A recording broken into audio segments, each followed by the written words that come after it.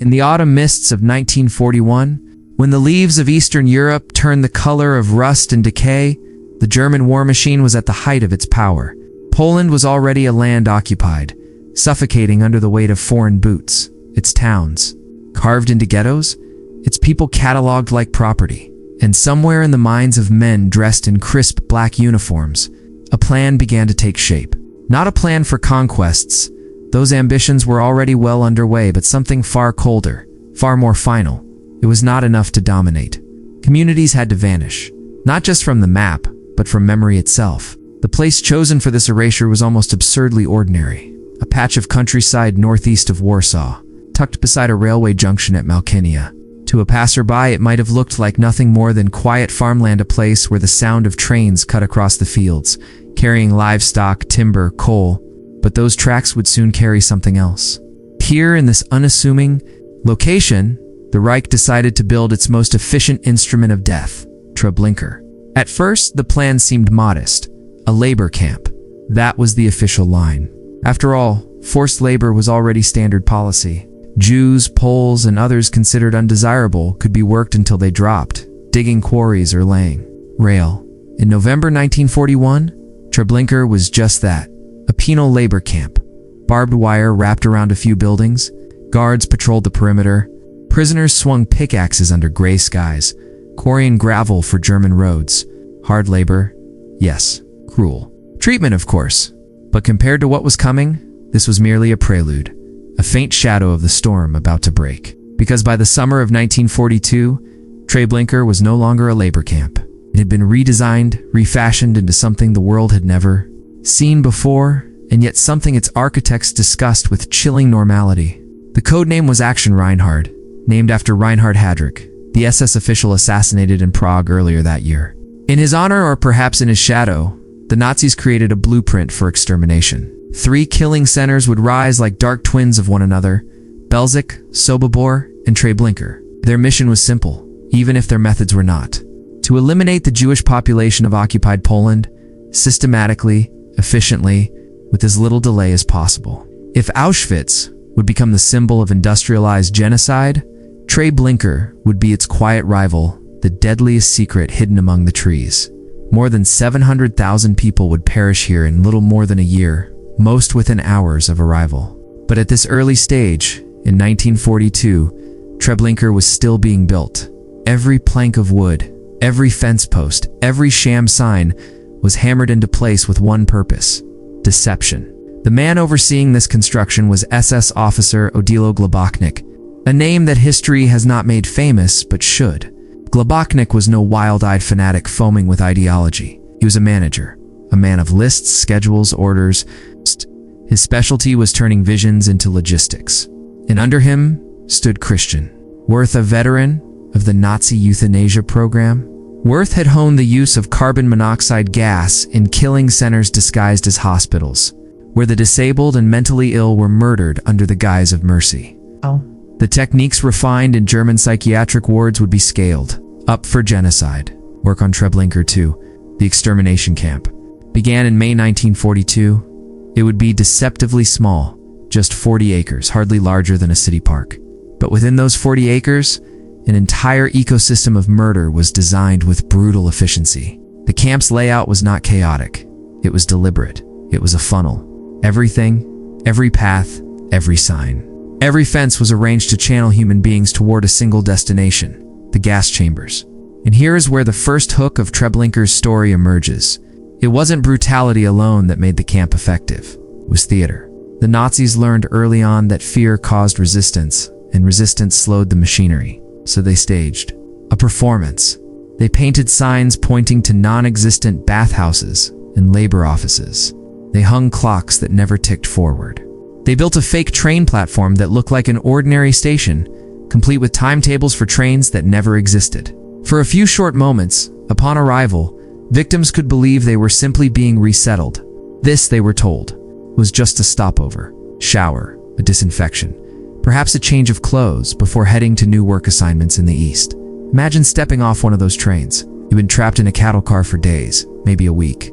No food, barely any water. People died beside you in the stifling dark. their bodies slumped and rotting before the doors were even opened. When daylight finally floods in, you stumble onto the platform, half-dazed, clutching your child or your mother's hand. Guards bark orders, but their words are rehearsed, strangely casual. Leave your luggage on the platform, you'll get it. Later, men to the left, women and children to the right. Showers ahead, soup afterwards. Is it possible you feel what? Relief? A flicker of hope? After days of hell in the train, the idea of food, water, and cleanliness almost sounds merciful. That, of course, was the trap. The camp's first commandant, Dr. Frieda Burl, was himself a physician, sworn once to heal. He had instead overseen mass killings in the euthanasia program. In July 1942, he arrived at Treblinka with a chilling resume, thousands of lives already taken under his watch, experience with carbon monoxide gassing, and the ability to disguise murder as administration. Under him, Treblinka opened for business. The trains began to arrive, packed with Jews from Warsaw and surrounding ghettos, and immediately, problems arose. Eberl may have been skilled in theory, but in practice he was overwhelmed. Transports arrived faster than bodies could be disposed of. Corpses piled up in the summer heat. The stench drifted for miles, alarming villagers and threatening secrecy. Eyewitnesses recalled the sickening smell of decay clinging to the trees, carried on the wind like a grotesque announcement of what was happening behind the fences. Himmler himself heard of the chaos. It was unacceptable. Genocide, in his view, required order. If mass killing was to succeed, it had to be efficient, clean, hidden. So in August 1942, Ebor was dismissed. In his place came Franz Stangl, an Austrian police officer with a reputation for discipline and a disturbingly bureaucratic view of murder. Stangl did not shout, did not rage. He organized. He treated Treblinka like an institution to be managed, not a slaughterhouse to be hidden. And under his command, the camp became a machine. It is tempting to imagine that sheer violence was enough to sustain the Holocaust, that men with guns and dogs simply overwhelmed their victims by brute force. But Treblinka reveals something more unsettling. What made this camp function was not chaos, but precision. Stangl understood that deception was as essential as the gas itself. People who believed they were walking to showers did not resist. Mothers calmed their children. Elderly men clutched their prayer books. And so the killing floor stayed orderly, and the trains could keep arriving. Pause here and ask yourself, what happens when murder becomes routine? What happens when death is measured not in individuals but in trainloads, timetables, quotas? The answer is Treblinka. Each morning, transports rolled in. Each morning, thousands stepped off the trains. Each morning, they were stripped, deceived, funneled, and killed within hours. Gone. The rhythm of death, survivors would later call it. And under Stengel's supervision, that rhythm became disturbingly smooth. One survivor, Kyle Rajman, described the train ride itself as an ordeal engineered to weaken the passengers. Before arrival, there are about 140 of us in the freight wagon, he wrote. It is extraordinarily tight with dense, stale air. All of us pressed against one another. By the time the doors opened, people were half dead already. It was designed to finish the job. From here, the system only expanded. False infirmaries for the sick, a lazaret, where those too weak to walk were shot in the back of the neck. Flower beds planted around the gas chambers to disguise their purpose. Even the gas chambers themselves bore a painted Star of David above the door, as though to suggest they were run by Jewish authorities. The cruelty was not just physical, it was psychological, layered in deceit. And as Stangl rode his white horse through the camp, wearing white gloves and polished boots, he seemed almost detached from the horror around him. Later, when asked by interviewer Gita Saroni how he had managed such work, Stangl simply said, "The only way to do it was to do it as quickly and efficiently as possible." In those words lay the terrifying truth. Efficiency, not rage, was the fuel of Treblinka. But what about those who witnessed it firsthand, forced to carry out the work of death? The Sonderkommando's Jewish prisoners spared only to process the bodies, extract gold teeth, cut hair from corpses, burn remains lived in a limbo between life and death. Their testimonies would later reveal the darkest truths of Treblinka. Truths so harrowing that even after the war, many refused to believe them at first. These men saw everything. They knew that deception did not end at the platform, carried on until the very last breath. And that's where Section 1 leaves us. Treblinka has opened. Its machinery of deception is in place, and its rhythm of death is just beginning to hum. The question is no longer whether it works, it is how long it can continue. And what happens when the victims, the witnesses, and even the perpetrators themselves confront the reality of what they've built. By late summer of 1942, the killing rhythm at Treblinka had reached its full, horrifying tempo. The transports no longer trickled in, they thundered. Each day as many as 20 trains arrived, their freight cars packed to bursting with men, women, and children from Warsaw, Radom, Białystok, and beyond. In August alone, some 300,000 Jews from the Warsaw Ghetto were sent to Treblinka. They stepped off the cattle cars dazed, stiff, their legs barely able to move after days of being crammed in suffocating darkness. And waiting for them was not a future of labor or exile, but the illusion of it. What made Treblinka different was not just its brutality, but its careful choreography. This was murder performed like a ritual. At the fake station platform, SS officers in gleaming boots barked commands. Banners and signs gave the appearance of order. Lift and disinfection, one read. Infirmary read another, with a red cross painted above it. Behind that false infirmary, however, was a pit where the sick and elderly were shot immediately. The deception bought minutes. Those minutes were the difference between panic and compliance. And the Nazis needed compliance. A panicked crowd could resist, could overwhelm guards, could force chaos. But a calm crowd walked themselves to the chambers. Families believed they would meet again after a shower. Mothers told their children to stay close, just a little longer, just until this was over. Fathers tried to soothe them, whispering promises they themselves wanted to believe. Survivor testimonies described the surreal quietness of those final marches. No screaming mobs, no stampedes, just the shuffle of thousands of feet across sand and gravel, guided by SS guards and Ukrainian auxiliaries, funneled down a narrow, fenced-in path known as the Himmelstraße, the road to heaven. But the road to heaven led not to showers, not to relief, but to gas chambers disguised as bathhouses. The chamber walls were sealed tight. Diesel engines pumped carbon monoxide into the rooms. Within minutes, the muffled cries inside turned to pounding, then to silence. From the outside, guards leaned on their rifles, smoking, chatting casually as though they were watching a performance conclude. Imagine the scene from the platform. The train that brought you is already being emptied, luggage piled high. See men in prisoner uniforms carrying away coats, suitcases, shoes. You think we'll get them back later. You do not know these men are Sander commandos, forced to sort belongings from the dead, forced to shave hair, extract teeth, strip rings. You do not yet know that every trace of your presence is being recycled into the Reich's war machine. And perhaps that is the most unbearable truth. Treblinka was not just a place of killing, it was a place of theft. Human bodies were stripped of value, piece by piece, as though they were raw materials. Gold fillings pulled with pliers, hair cut to be woven into felt for soldiers' boots, jewelry cataloged and sent to Berlin.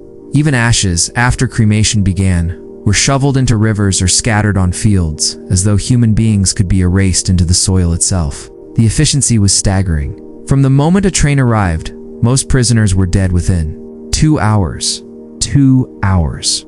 Think of your own morning routine: waking, making coffee, scrolling through news. In that same span of time, entire communities were destroyed, their names and faces turned into smoke drifting through pine trees. But such efficiency came at a cost, even to those running it. Guards grew numb. Some drank heavily to blunt what they saw and heard. Others reveled in it, treating the camp as a playground of sadism. Survivor accounts describe guards setting dogs on prisoners, watching them tear into flesh while laughing. Women singled out for assault were dragged behind barracks. Children were sometimes shot for sport. And yet, amid this cruelty, the camp depended on something stranger, more fragile: silence. Not just the silence of the dead, but the silence of those who survived a little longer, the Sonderkommandos. These men lived on borrowed time. They saw the truth of Treblinka, yet they were forced to help maintain its illusions. They carried corpses, cleaned chambers, hauled bodies to mass graves. They knew their own lives were temporary. They knew one day new workers would replace them. Kyle Rajman, one such survivor, later wrote of the unbearable burden. We had to pull the corpses, disentangle the children from their mothers, lift heads that had fallen backwards, eyes wide open, mouths twisted as though screaming. Described cutting hair from women's bodies, hair still warm, still clinging with sweat, and placing it into sacks. He described how the chambers themselves dripped with blood, how the floors grew slick. Here's where the story takes a turn. Because in this theater of death, deception could not last forever. Whispers spread among new arrivals. People asked questions. Some resisted. There were cases where panic broke out on the platform, where prisoners lunged at guards with fists, nails, teeth. One trainload from Grodno in 1942 fought back fiercely. Some broke through the fences, scattering into the woods. Most were hunted down and killed, but for a moment, the illusion shattered, and that terrified the SS. Treblinka's very design was built on the fragile belief that victims could be deceived into their own destruction. The system required calm, required order, and so the Nazis refined their methods again and again. They instructed guards on exactly how to sound reassuring, polished signs. They even staged fake camp currency, giving prisoners slips of paper, suggesting they could reclaim belongings later. Anything to maintain calm, just a little longer. Here's the haunting question. What happens when deception itself becomes routine? When guards, prisoners, and even the machinery of the camp become locked into a ritual so rehearsed that no one can break it? That is when something unexpected stirs. A whisper of rebellion. By the winter of 1942-43, the Sonderkommandos had seen too much. They knew they would not survive. They had witnessed entire towns vanish, train after train of families swallowed whole, and they began to ask, if death is certain, should we not at least fight? Should we not try to tear down the machine from within? This thought was dangerous. It's dangerous to the SS, who feared rebellion more than anything, and dangerous to the prisoners, because discovery meant immediate execution. But still, it spread like a secret fire. Among the ashes, among the screams muffled by diesel fumes, a plan was quietly forming, and here lies the second hook. Treblinka was not just a place of silence, became, against all odds, a place where silence conspired against the killers. The same silence that let the camp function now gave cover to those who dared to imagine revolt. Yet even before that rebellion could take shape, the machinery of death continued.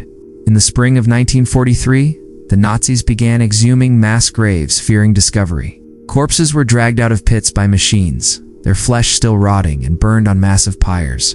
The sky filled with black smoke. Witnesses described flames that licked high above the trees, the smell of burning bodies drifting for miles. The earth itself seemed to betray what had happened. Farmers nearby found human bones in their fields, carried by wind, by rain.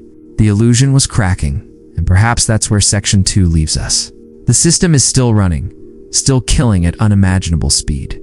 But beneath the surface, among the very people forced to carry its weight, rebellion is stirring. A rebellion, not of armies or weapons, but of desperate men with nothing left to lose.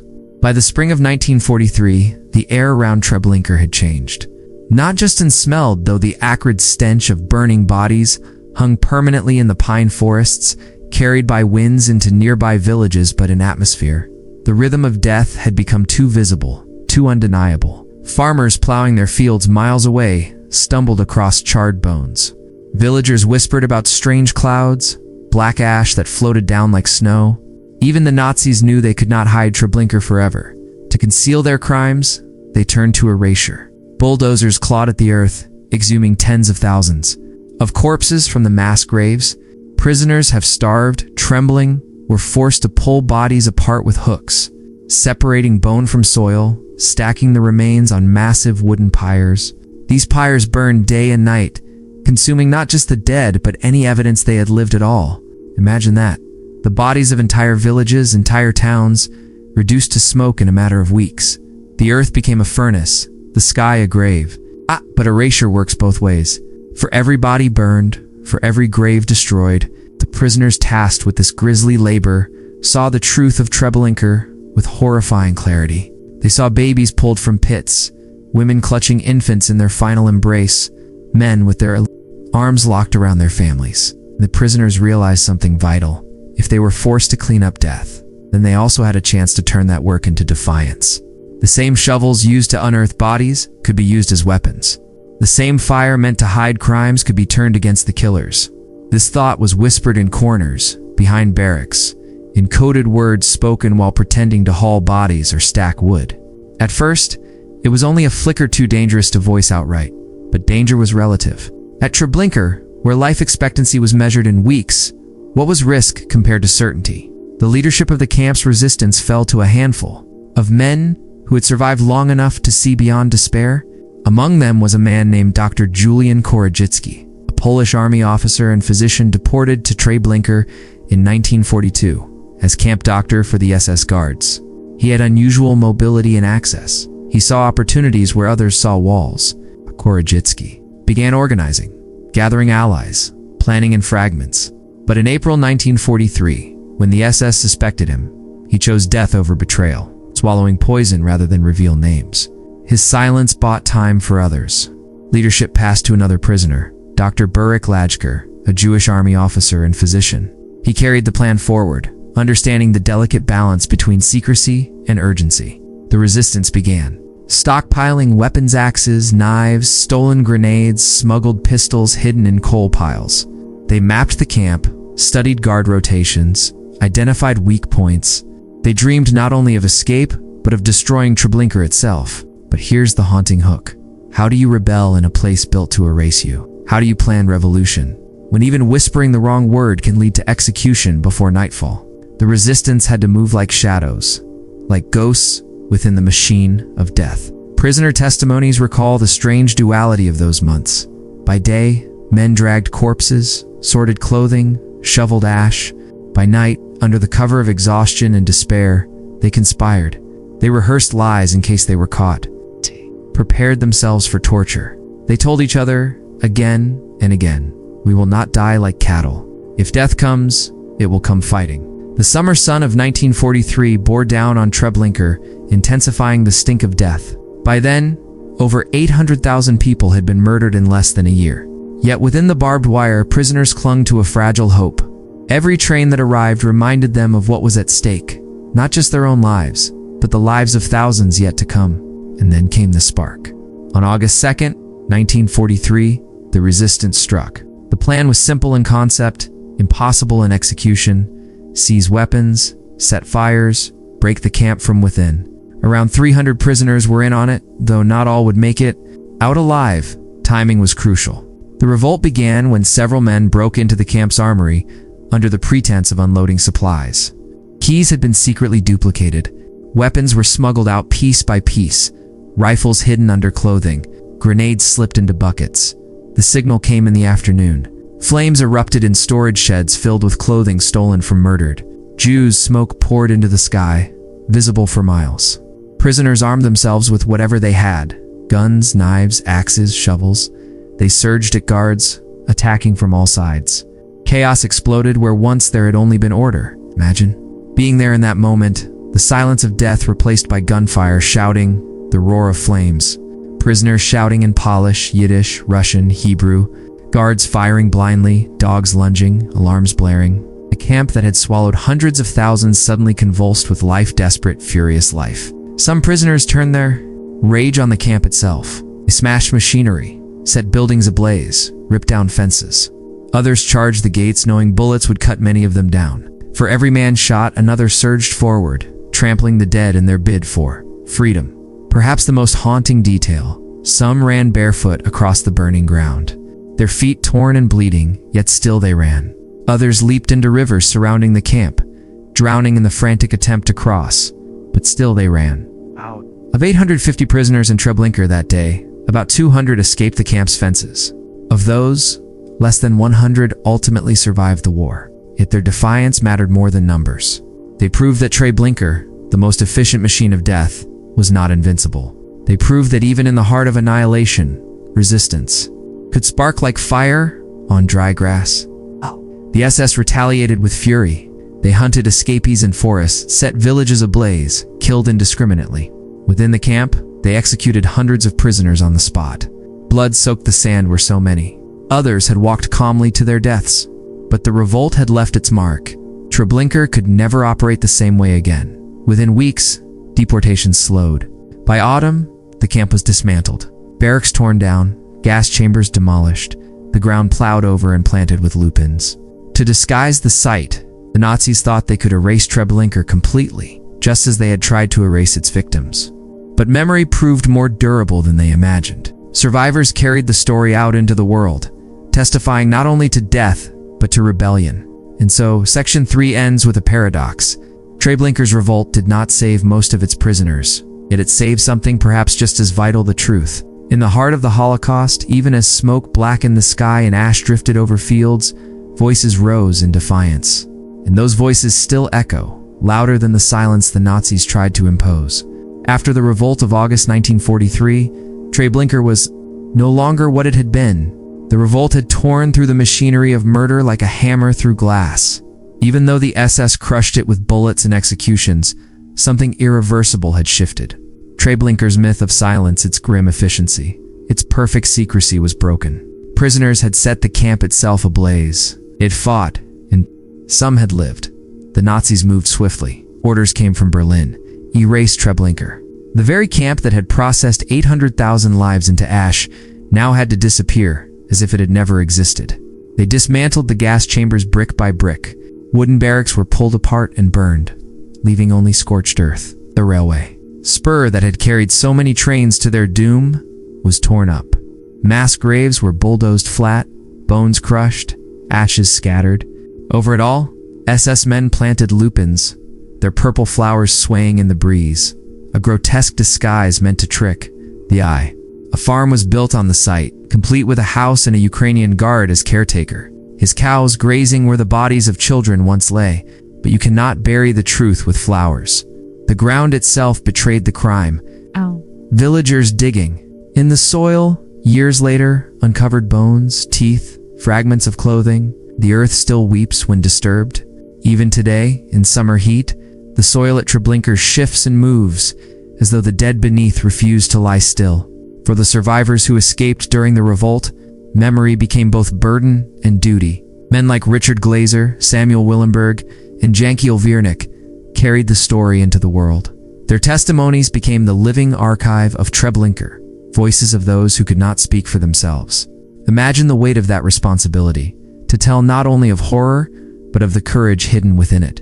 Glaser described running through forests with bullets whistling past, hiding in barns, lying about his identity to survive.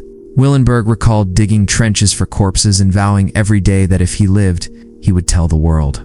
Viernik, a carpenter, later built models of Treblinka from memory so future generations could see what had been destroyed. Survivor was haunted by the same refrain, "Why me? Why did I live when so many did not?" This survivor's guilt carried a terrible clarity. They knew their lives were spared for a reason, to keep memory alive, and they did. Trials in Dusseldorf, Warsaw. In Jerusalem, their testimonies cut through denial. They looked their tormentors in the eye and told the world what Treblinka had been. But the truth was not only legal, it was personal. Survivors carried the voices of families silenced. The images of mothers, fathers, children burned into their minds. They remembered the last glances, the hands clutching theirs before separation. They lived so the dead could be remembered not as numbers, but as people with names, laughter, fears, and love. And yet as time passed, Treblinka slipped toward the margins of history. Auschwitz, with its massive surviving structures, became the symbol of the Holocaust in public memory. Treblinka left only ruins and soil, a place where silence itself speaks louder than stone. Some historians call it the forgotten camp, not because it should be forgotten, because its erasure was so complete that it feels like chasing ghosts. But maybe that's the point. Treblinka forces us to reckon with absence, with what cannot be rebuilt. To walk its grounds today is to feel the weight of silence pressing down, broken only by the rustle of trees. Stones mark where villages once stood, inscribed with names of towns whose Jewish populations vanished here. They are not monuments in the traditional sense, but tombstones for entire communities. The lesson of Treblinka is brutal in its simplicity. It teaches us how far human beings will go to deny humanity to others, and how fragile civilization becomes when cruelty is systematized. It shows us what happens when bureaucracy meets ideology, when trains run on time, not for progress, but for death. It shows us, too, the limits of erasure, that even the most thorough attempt to bury truth leaves traces. Ash in the soil, bones underfoot, stories carried by survivors. And there is another lesson, one perhaps harder to grasp. Even in the heart of annihilation, resistance burned. The revolt of August 1943 was doomed in the practical sense. Most who fought that day died, But rebellion is not always measured in survival. Sometimes its measure is defiance itself, the refusal to die silently. For the Nazis, Treblinka was supposed to be a perfect machine. The revolt shattered that illusion. It left behind the message: we were here, we fought, we mattered. Think of it this way: if you visited Treblinka today, you might find yourself walking alone down a quiet path. Birds sing, the sky is blue, the grass sways in the wind. On the surface, it could be any other meadow, but then you notice the stones. Thousands of stones scattered across the clearing, each representing a town, a community erased. Together, they speak louder than any building could. You begin to understand, this silence is not empty. It is filled with the voices of those who were never meant to be remembered. And so, telling Treblinka's story becomes an act of rebellion too. Every time we speak their names, every time we describe what happened, we defy the erasure that the Nazis worked so hard to achieve. Memory itself is resistance. When the SS leveled Treblinka, they thought they were writing the final chapter. Instead, they only left room for survivors to write it themselves. The revolt, the testimonies, the stones, all of it ensures that Treblinka remains. Paradoxically, both a place of destruction and a place of survival. History often asks us uncomfortable questions. Treblinka asks the hardest one of all: in the face of certain death, would you still choose to resist? The prisoners who rose up in August 1943 did not live to see freedom, but they lived long enough to prove a point larger than themselves, that dignity can survive even where life cannot. The ashes at Treblinka tell us what was lost. The survivors tell us what was saved. Between them, we glimpse not only the horror of what human beings can do, but also the flicker of courage that refuses to die.